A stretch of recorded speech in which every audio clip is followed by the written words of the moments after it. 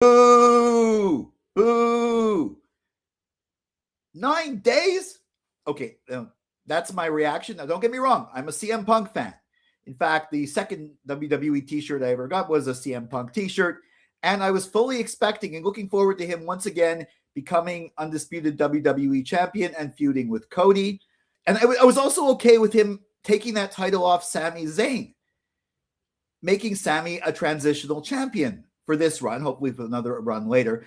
But I was hoping that would be like at SummerSlam or maybe Saturday night's main event, or at least after Sami had at least one successful title defense, not 9 days after he won it on his very first defense. I think Sami deserves better. Okay, now, like, I was very happy when Sami won the title. I knew it wasn't going to be for a long time, but I was hoping at least to be able to carry it into SummerSlam and not just be pushed off to the mid-card. For some reason, Adam Pearce decided to schedule a title match for the SmackDown title on Raw, which made no sense.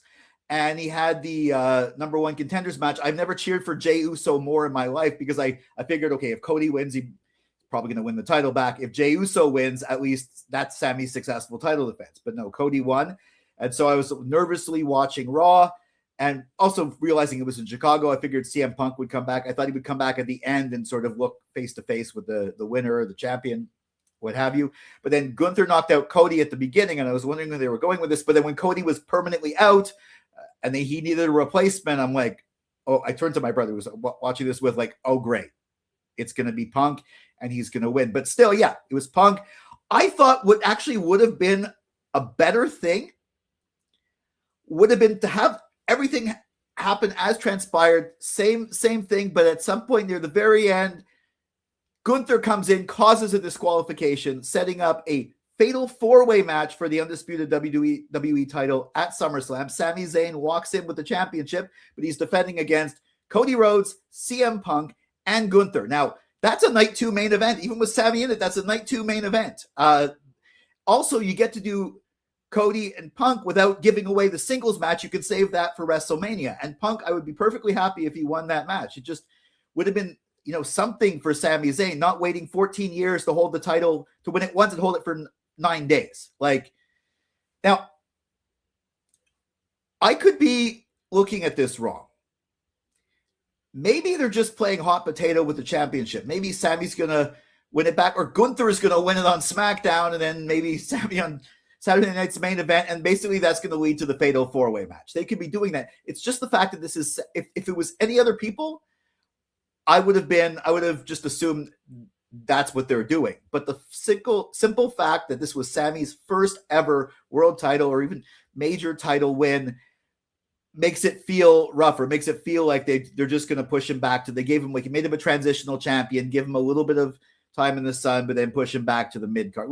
The match itself, Sami versus Punk, I have to admit, in retrospect, that was a very good match. It wasn't a squash match. Like, it was extremely competitive. It was a 5-star, I don't do stars, maybe I would give it like an A+ match.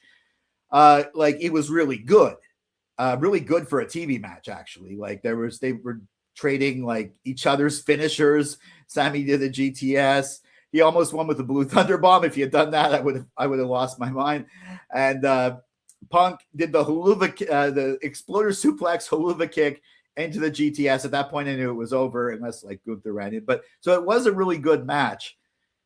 And I'm hoping like Sami's not going into a feud with Johnny Gargano next, for example. Like, they're kind of setting that up, but that's not like, I want him to stay in this main title picture, maybe at least till SummerSlam, maybe somehow be in the fatal four-way. And then he can keep crashing out, and eventually he wins Money in the Bank and he wins the title just before Saudi Mania. Maybe cashes in Montreal at an event. I don't know. There are ways this could be better. There are ways this could turn out good. But for now, it just looks like they're not giving. They gave Sami the one little like pity run, and he's never going back there again. And I really don't like the way it ended. One thing that gives me hope, though, is the way this match happened. It seemed like Pearce and then all this, basically, it seemed like they conspired to make sure Sami wasn't going into SummerSlam as the champion. So Sami has a grievance, Gunther has a grievance, and that leads me to believe that maybe that Sami will still be in this picture, maybe even going into SummerSlam, maybe not as champion, but it would just be great if he was in this picture and he loses it at SummerSlam, but he went in as champion. But that's not what happened. But you know what? I'm not happy with this result. Very unhappy with this result. But you know what? I'm going to give it a chance. Trust the booking. Who knows? Maybe this is not going where everyone thinks it's going. Maybe they're going to surprise us again. Do you agree with me? Do you think the reign should have been this short? There's better things for Sami in the future. What's Drew McIntyre going to do with all of this? Is he going to come in? Maybe he's someone Sami's never beaten. I mean, I guess Sami has beaten Cody, so that's something. He's pinned Cody, he's pinned Gunther, and he has been a Grand Slam champion and an undisputed WWE champion. But what are your thoughts? So let me know in the comments. Make sure you like, share, subscribe, and ring that bell for notifications for all my wrestling hot takes, cold takes, simmering takes, wrestling opinion pieces, WWE Premium Live Event prediction and review videos, and assorted thoughts on Raw and SmackDown. Also, check out the audio podcast for the full podcast. Unlike previous weeks, it's just basically a couple of things I talk about. One of the things is in this video, but definitely subscribe to the podcast feed wherever you get your podcast. The link is in the description. Until next time, for Silo Voice Studios in Montreal, I'm Jason C. McLean.